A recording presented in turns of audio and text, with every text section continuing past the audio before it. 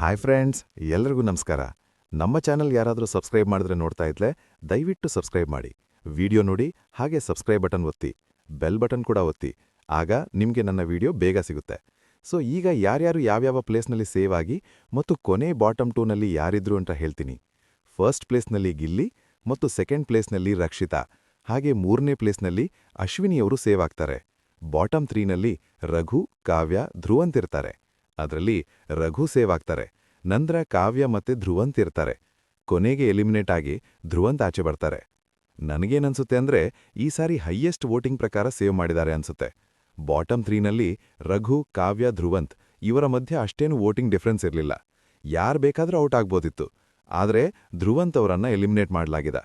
ನನ್ಗನ್ಸಿತ್ತೆ ಕಿಚ್ಚನ ಚಪ್ಪಾಳೆ ಸಿಕ್ಕಿದ್ದು ಧ್ರುವಂತ್ಗೆ ನೆಗೆಟಿವ್ ಆಯಿತು ಅನ್ಸುತ್ತೆ. ನೀವೇನ್ ಹೇಳ್ತೀರಾ? ಕಾಮೆಂಟ್ ಮಾಡಿ ತಿಳಿಸಿ. ಮತ್ತೆ ಮುಂದಿನ ಅಪ್ಡೇಟ್ ಬಂದಾಗ ವಿಡಿಯೋ ಮಾಡಿ ತಿಳಿಸ್ತೀನಿ. ದಯವಿಟ್ಟು ವಿಡಿಯೋ ನೋಡಿದವರು ಸಬ್ಸ್ಕ್ರೈಬ್ ಮಾಡಿ, ಲೈಕ್ ಮಾಡಿ. ಧನ್ಯವಾದಗಳು.